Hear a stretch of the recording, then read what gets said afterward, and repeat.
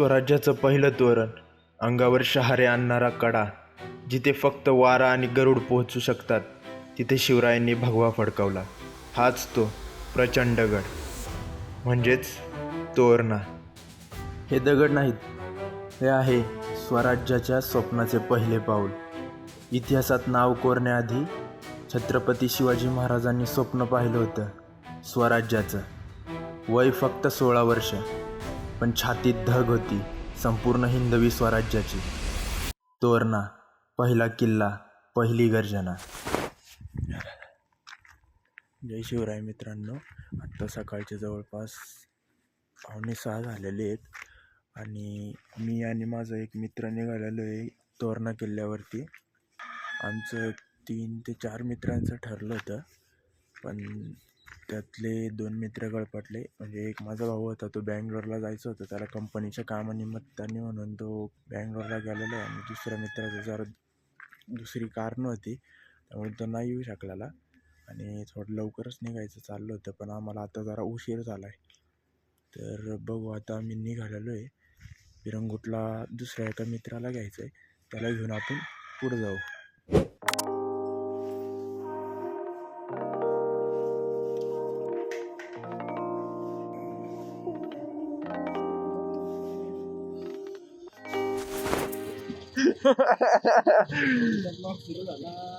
आता सनशाईनच्या इथं मित्राच्या बिल्डिंगच्या खाली आलेलो आहे मित्राला घ्यायला. गाडी जरा आपली झाकझुक करते ते, त्यामुळे थोडीशी गाडीला स्टार्टरला लावून ठेवलेली आहे कोल्ड स्टार्ट.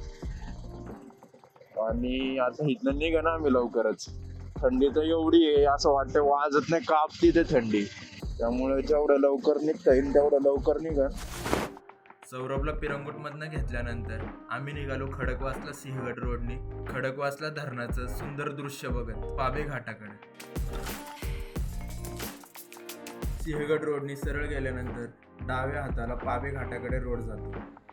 जेव्हा आम्ही पाबे घाटाच्या माथ्यावरती पोहोचलो तेव्हा सूर्योदय झाला होता. सूर्योदयाचा आनंद घेतल्यानंतर आम्ही निघालो परत तोरण्याच्या वाटेला. पाबे गावामध्ये गेल्यानंतर समजलं जो रस्ता मुख्य तोरणाचा आहे तो बंद होता, म्हणून आम्ही वळण रस्त्याने गेलो आणि पुन्हा मुख्य रस्त्याला लागून तोरण्याकडे निघालो. संपूर्ण रस्त्याने जात असताना आम्हाला अतिशय सुंदर दृश्य बघायला मिळाली. हे सगळे सुंदर दृश्य बघत बघत आपण पोहोचतो तोरणाच्या खालच्या गावामध्ये, ज्याचं नाव आहे वेल्हे. आता तोरणाच्या खाली आलेलो आहे, गाडी लावली, थोडीशी भेळ नेतो वरती खायला आणि थोडासा वडापाव पण 1-2 खाऊन घेतो आम्ही थोडंसं. आणि त्यात ऊन आलेलं आहे आता, त्यामुळे काही एवढं थंडीचा विषय नाही, पण उन्हातच फाटते रे. टकुरं बाजूला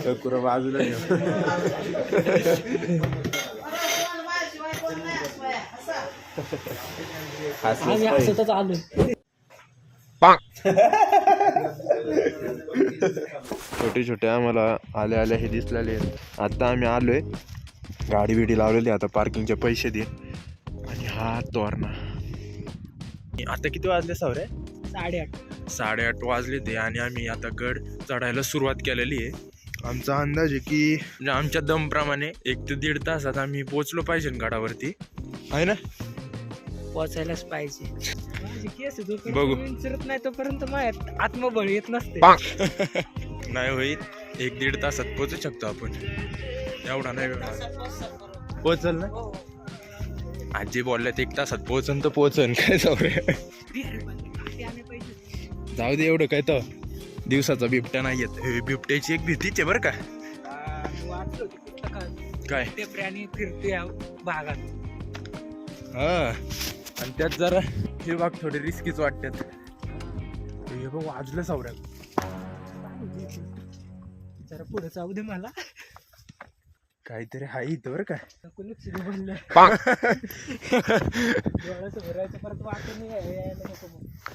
हा ना, खात्यात प्यात्यात आणि कुठं पण टाकून जातात.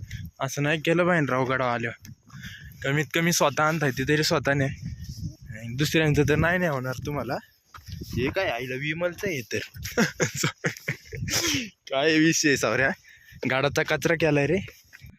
कामासाठी घेऊन आलेलो. पोरं काय काय करून येतात राव. 2 महिने वेट केलं होतं मी एका पण काय शेवटी प्लॅन झाले नाही आमचे, मग आम्हालाच यायला लागले. हा ना, 2 महिने झाले आम्ही तोरणाचा ट्रेक प्लॅन करत होतो आणि सारखंच काहीतरी प्रॉब्लेममुळे कॅन्सल होत होता. आणि शेवटच्या आठवड्यात एकदम फिक्स झालं होतं, पण एका मित्रामुळे कॅन्सल झालं. त्याच्यासाठी आम्ही पुढे ढकलला हा प्लॅन. आणि तो मित्र त्या दिवशी पण हाकला. खूपच अशी असं टोटल पण आम्ही नाही की आम्ही थांबलो नाही वगैरे, आम्हाला पण असतात काम वगैरे, पण आम्ही थांबतो. पण आता नाही तो नाही तर नाही, काय करणार. आलो दोघंच. तसं आमचं 4 जणांचं ठरलं होतं. जसं मी सकाळी सांगितलं निघताना, माझा भाऊ एक होता, आमचा अजून एक मित्र आणि आम्ही दोघं होतो. पण आमचा मित्र हागला, माझा भाऊ कामानिमित्त बँगलोरला गेला, उरलो आम्ही दोघं. आलो मग काय, मग आलो नेहमीप्रमाणे दोघंच. काय विषय नाही, आम्हाला फिरायला जास्त माणसं नसली तरी चालतं, फक्त वातावरण असं असलं पाहिजे बस, आहे का नाही. हो. असला खुश आहे मी. हा, खुश. पहिला जवळपास पहिल्या टप्प्यावरती आलेलो आहे आपण तोरणाच्या. 5-10 मिनिटं लागतात जर न थांबता चाललं तर. काय करतो आणि मित्रांनो, प्रत्येक वाटेवर काहीतरी आवाज येतोय. पाठून राहतात तिथे प्रत्येक प्रत्येक आवाज सुरू चाललंय मागासपासून. प्रत्येक आवाज आम्हाला बिबट्याचा भास करून जातोय. काय सावरे, मग काय, जंगलात त्यांनी बाकडा टाकलाय बसायला, काय विषय. हा जो वरती दिसतोय हा पहिला टप्पा आहे तोरणाचा. आणि ह्याच्यानंतर पुढं थोडंसं ह्या एरियामध्ये आपल्याला पटांगण बघायला भेटतं. जवळपास इथून ते तिथपर्यंत सरळच आहे. त्यानंतर तिथनं जी चढाई चालू होती ती जरा अतिशय तीव्र चढाई आहे. तिथे गेल्यानंतर पहिला टप्पा पार केल्यानंतर एक दाखवल मी कसं आहे पुढं पटांगण, आणि त्याच्यानंतर चढताना कसं आहे हे एक दाखवल. या रस्त्याने तुम्ही वर आल्यानंतर थोडंसं वरतून मागं गेले की सुंदर धरण मागं दिसेल तुम्हाला.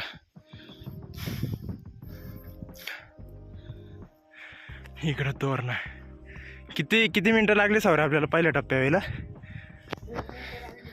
किती? 15-20 मिनटं. थोडंसं बसू इथं आपण, थोडं बसून निघू लगेच. 5 मिनिटाचा रेस्ट. जर्किन काढून ठेवू आपण. काय सीन होतोय आता, जसं जसं वरती जाईन आणि ऊन वाढतंय त्यामुळे गरम पण भरपूर व्हायला लागले. त्यामुळे एकदा ऊन आले की गाडावरती शक्यतो जर्किंगची नाही गरज पडत.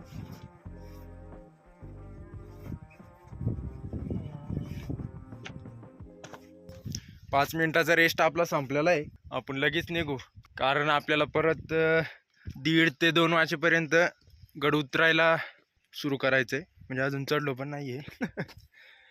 पण जेवढे लवकर खाली येईन तेवढे लवकर घरी जाईन. त्यामुळे लवकर जाऊन लवकरच यायचा शक्यतो आमचा काय म्हणतात त्याला प्रयत्न असतो. हिंदीत करू का रे मी? काय असतील हिंदी में हिंदी में करूँ क्या मैं विषय? मैं कर सकता हूँ वैसे हिंदी में. थोड़े थोड़े शब्द होते वो जरा नहीं क्या चुकते हैं. नहीं तो हिंदी ऐसा अवघड नहीं है विषय, लेकिन कैसे जमना भी चाहिए उतना प्रॉपर. बघू हिंदीत तर हिंदीत. पण शक्यतो मला वाटतंय की गाड्यांचे सगळे ब्लॉग मराठीतच टाकावे. गाडाव येतो हिंदी नको. आपण आपल्या भाषेतच गड. हा बरोबर आहे. आपल्याच भाषेत आपण गडाचे ब्लॉग अपलोड करू. नवीन ब्लॉगर आहे समजून घ्या. थोडंसं जरा कसं बोलायला आपल्याला सवय नाहीये. चला, हा एवढा टप्पा चढला हा मागचा दिसतोय तो की मग थोडं सपाटच आहे. तिथलंच दाखवतो डायरेक्ट.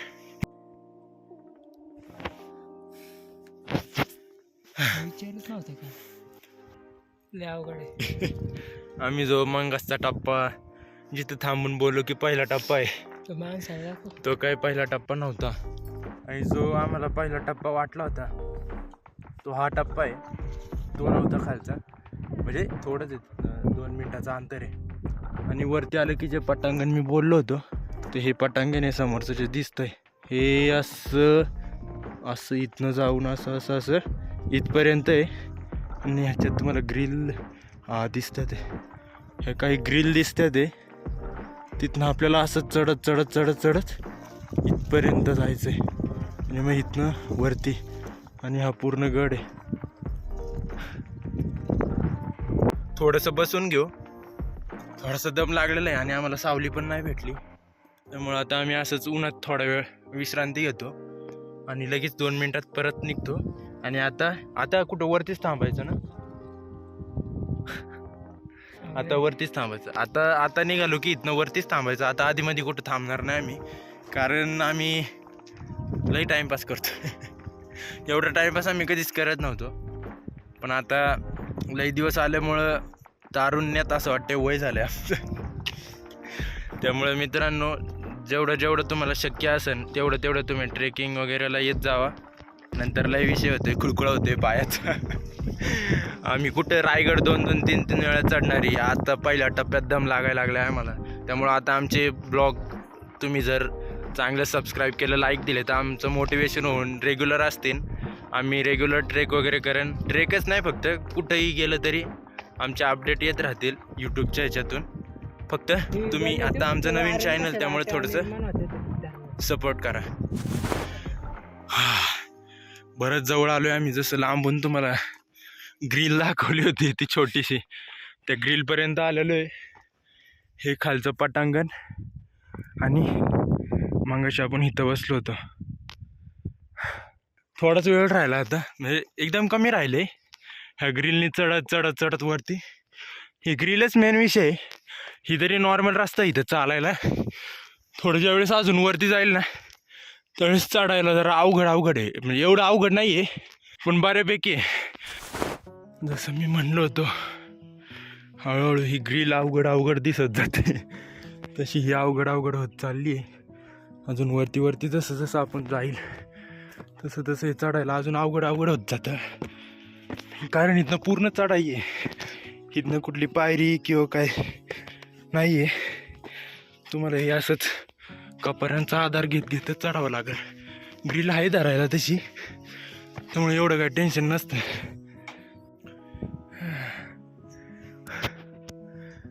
जसं पुढं जातोय,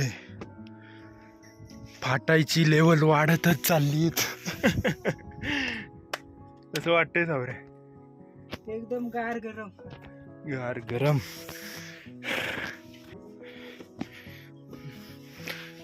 अगो बाई, हलतंय हे.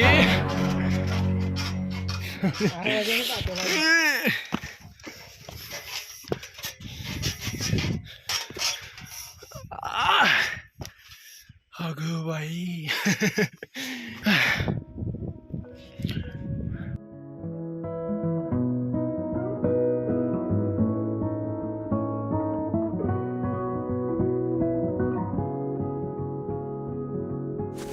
आता आम्ही पूर्ण चढल्यानंतर इथं वरती आलेलो आहे दरवाजापाशी. हा पहिला दरवाजा आहे.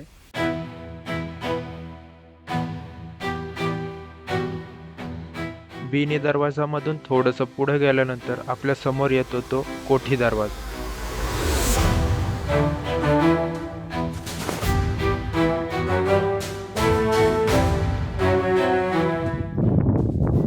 पक्षी आहेत रे, पक्षी आहेत. मित्रांनो, इथनं वरती आल्यानंतर ह्या पहिल्या दरवाजामधून दुसरा दरवाजा म्हणजे कोठी दरवाजातनं वर आल्यानंतर आपल्याला इथं बघायला भेटतो नकाशा. तर तुम्ही इथं नकाशा बघून तुम्हाला कुठं जायचं तुम्हाला समजू शकतं इथलं.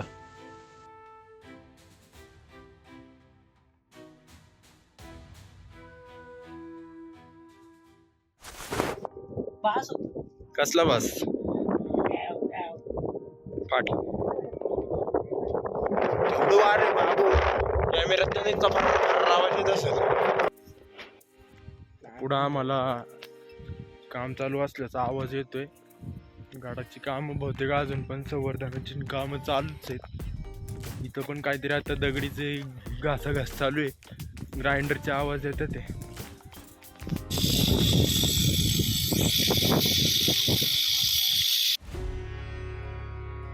समोर गेल्यानंतर आपल्याला दिसून येतं मेघाई देवीचं मंदिर.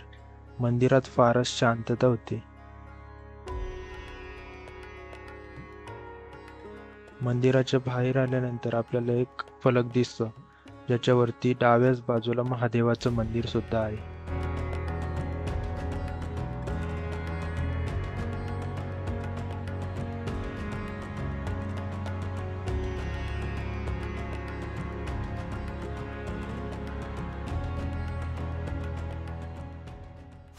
हे महादेवाचं मंदिर आणि ह्याच्या इथनं सरळ इकडं बघितलं तर आपल्याला कोकण दरवाजा दिसतो.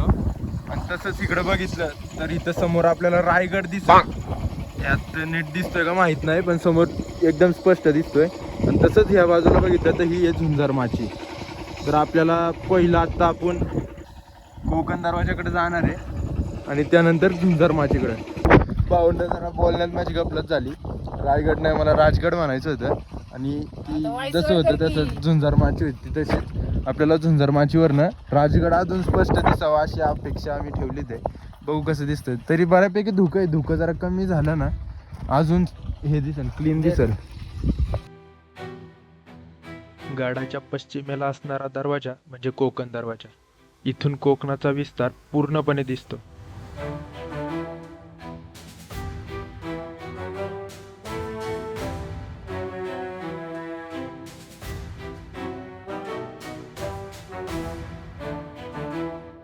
गड फिरत असताना पोटाला लागलेली भूक आमची भेळीने भागवली आणि त्यानंतर गडावरील टाक्यातलं थंडगार पाणी पिलं.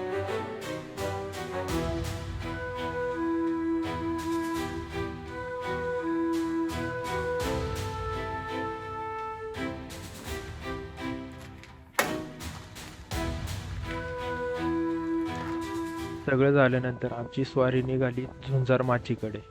झुंजार माचीला जाताना काही कडे उतरून जावे लागतात.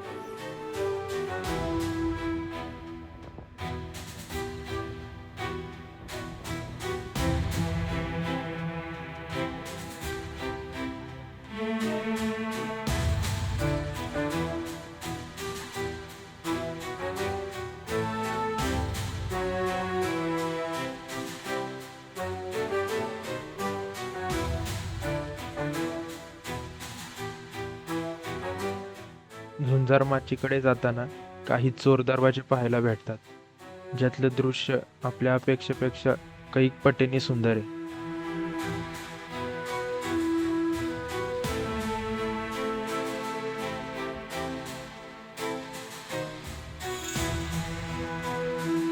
झुंजार माचीचं दर्शन झाल्यानंतर आम्ही परतीची वाट पकडली. जाण्या अगोदर आम्ही हनुमान बुरुजाजवळ असणाऱ्या मारुतीरायाचं दर्शन घेऊन निघालो. आम्ही आता पूर्ण तोरणा फिरून दंबून एका जागेवरती आलेलो आहे. मला नको घेऊ, माझी अवस्था लई बेकार आहे.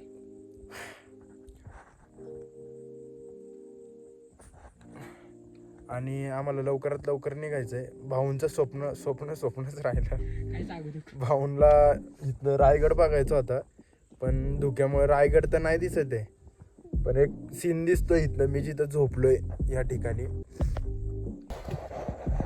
हे कसलं भाषा दिसतंय सारं, तू काहीच नाही बघत आहे.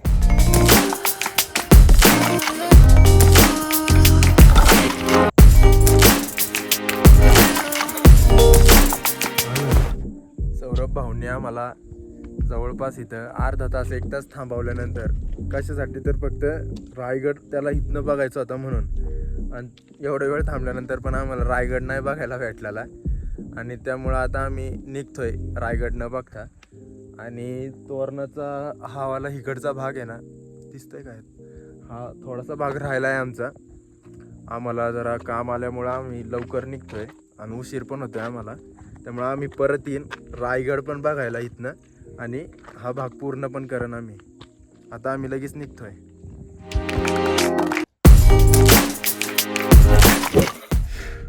आत्ता 4:30 वाजलेले आहे जवळपास, म्हणजे 4:21 झालेले आहेत. थोडं लवकर यायचं होतं पण तरी पण थोडासा उशीर झाला आम्हाला. बसत आलो आहे आम्ही रायगड दिसायची वाट बघत. त्यामुळे थोडासा उशीर झाला आहे आणि आता थोडंसं सरबत पिऊन खाली आम्ही लगेच निघणार आहे. आणि सौर्य हॉटेलला कुठल्या तिकडेच जायचं का? एक हॉटेल आहे, आम्ही मागं राजगडला आलो त्यावेळेस जेवलेलं, मस्त होतं जेवण. तर आम्ही बघणार आहे की जर जवळ असेल तर तिथं जाईल आणि जर लांब असेल तर मग कुठं मग पाबे घाटाच्या पुढं. पाबे घाटाच्या पुढं जे चांगलं पाबे घाटाच्या पुढं जे चांगलं हॉटेल असेल त्या हॉटेलमध्ये आम्ही जेवायला बसेल आणि तिथून डायरेक्ट घरी. सरबत पिऊन झालेलं आहे. आता हॉटेलच्या परतीच्या वाटेला निघालेलो आहे आम्ही, म्हणजे हॉटेल शोधायचं आहे आम्हाला. इथनं डायरेक्ट आता हॉटेलमध्ये. मी मागे याची स्टोरी टाकली होती आपल्याला. आता आम्ही तोरणापासून थोडंसं पुढं आलेलो आहे, पाबे गावाच्या थोडंसं पुढं जे आम्ही हॉटेल म्हणत होतो तिथं आलेलो आहे. हॉटेल सारं आहे, इथली टेस्ट पण चांगली आहे. मागच्या वेळेस आम्ही जेवलो होतो त्यामुळे आम्हाला आवडलं होतं आणि आता पण आम्हाला इथंच जेवायची इच्छा झाली त्यामुळे आम्ही तिकडून इकडं आलेलो आहे. इथं जेवून आम्ही लगेच निघणार आहे. चला सावऱ्या. आता आमचं इथं जेवण पण झालेलं आहे आणि आम्ही रेडी होऊन निघालेलो आहे. आता सौरभच्या घरी सोडल मी बिल्डिंग खाली. कुठं सांगतोय अरे नंतर कुठं डायरेक्ट आता घरीच फोन काढणार मी त्याला. सोडलं की डायरेक्ट आपल्या घरीच एंड ब्लॉकचा तिथं. Bye bye. आता मला घरी पोहोचून जवळपास 10-20 मिनटं झालेले आहेत आणि सौरभला मी मागच सोडून म्हणजे त्याच्या घरी सोडून आलो आहे. आणि आता आपला ब्लॉग इथं एंड करतोय. जर ब्लॉग तुम्हाला आवडला असेल तर लाईक, शेअर आणि सबस्क्राईब करा, म्हणजे मला अजून मोटिवेशन येईल पुढचे ब्लॉग बनवायचा. आणि जे मी काय व्हिडिओमध्ये चुकीचं बोललो असेल ते कमेंट करून मला सांगा आणि करेक्शन करा, म्हणजे मला पण माहीत पडेल की तिथलं काय मी चुकीचं बोललेलो आहे. आणि जे आपली व्हिडिओ बघणार आहे कमेंट सेक्शन वाचतील त्यांना पण समजेल तिथलं.